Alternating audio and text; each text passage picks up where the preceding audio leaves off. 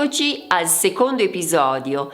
Oggi vedremo altri 6 errori che bloccano spesso chi parla inglese. Li vedremo e soprattutto li correggeremo velocemente. Allora, cominciamo! Ciao, io sono Eli e aiuto gli studenti di italiano a parlare in modo sicuro e fluente. Oltre il 65% di chi guarda regolarmente questo canale non è iscritto.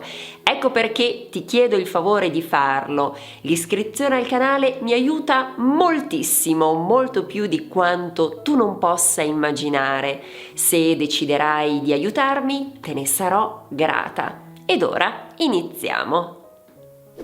Uno degli errori più frequenti è non fare in modo corretto l'accordo tra aggettivo e nome.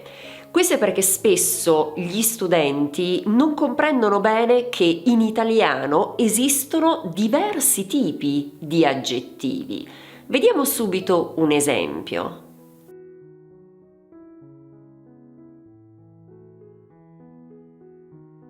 Come vedi, la forma corretta è 2 piazze grandi.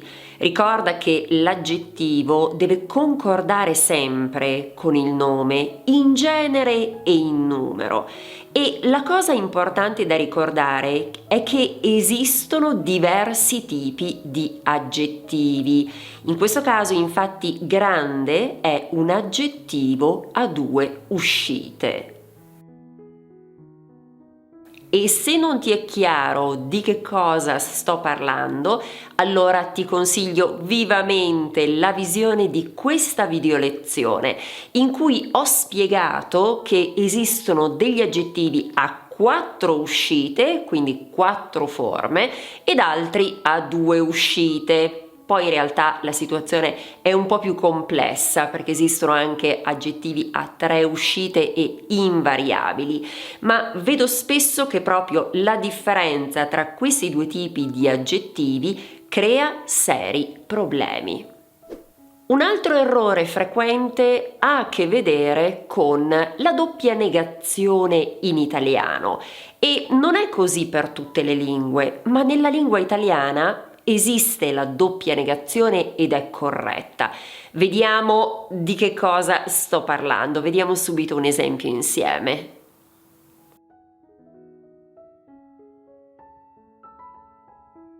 In italiano si dice non vado mai in palestra, quindi ogni volta che usi mai ti devi ricordare di usare non, perché il verbo è negativo. Pertanto non più mai o più niente o più nessuno o più nulla è la norma. È così che funziona la nostra lingua.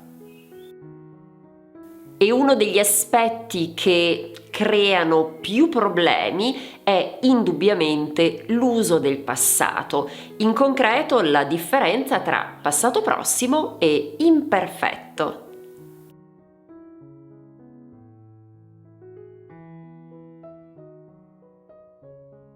Brevemente, ricorda che l'imperfetto si usa con azioni abituali, con descrizioni, mentre in generale il passato prossimo si usa nel caso di un'azione conclusa, un'azione singola, un'azione puntuale.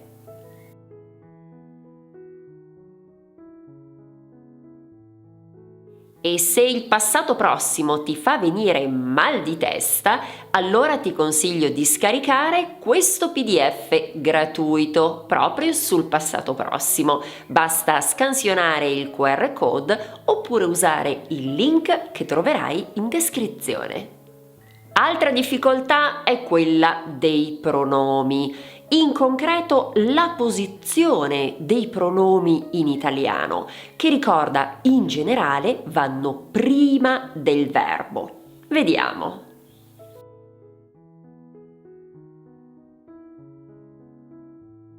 I pronomi diretti mi, ti, lo, la, ci, vi, li, le vanno davanti al verbo coniugato e questo in realtà vale anche per i pronomi indiretti in generale. Con i modali invece diciamo che è più scorrevole legarli all'infinito, quindi possiamo dire per esempio voglio mangiarla o posso farlo, in questo caso perché abbiamo due verbi, il secondo verbo va all'infinito e possiamo unire il pronome proprio all'infinito, ma negli altri casi i pronomi vanno prima.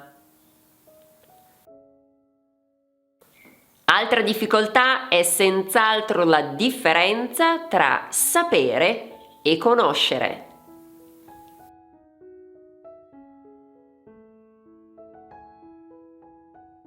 Sapere si usa nel caso di skills, quindi quando sappiamo come fare qualcosa, e si usa anche nel caso dei fatti, quando parliamo di un fatto. Per esempio, so che Marco si è sposato.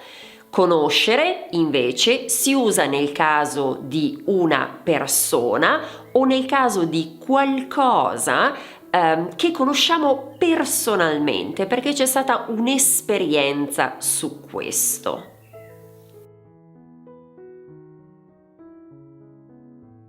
La spiegazione della differenza tra sapere e conoscere non è così immediata. Ecco perché ti consiglio la visione del link che troverai qui nella descrizione. Ci sarà più tempo, diciamo che ho spiegato in alcuni minuti la differenza tra sapere e conoscere. Te lo consiglio. E anche la differenza tra buono e bene crea spesso qualche problema. Vediamo di che cosa stiamo parlando.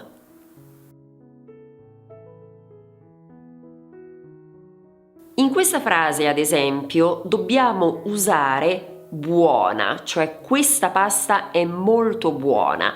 Non possiamo dire è molto bene, questa è proprio una struttura che non esiste in italiano, non è corretta. Ricorda che in questo caso specifico stiamo parlando del gusto, stiamo parlando di cibo. In quel caso si usa l'aggettivo buono perché sta a indicare la qualità di un qualcosa. Bene invece è un avverbio, pertanto bene si usa con i verbi. Per esempio possiamo dire cucino bene o parlo bene l'italiano. E proprio su questo tra breve ti consiglierò una bellissima video lezione, ma ricorda, se sei arrivato o arrivata fino a qui, ti chiedo di scrivere stella qui sotto. E come ti dicevo, se vuoi approfondire la differenza tra bene e buono, allora il prossimo passo è quello di cliccare qui. Trasforma il tuo sogno italiano in realtà. Grazie dell'attenzione, ci vediamo qui sempre su Italiano con Eli.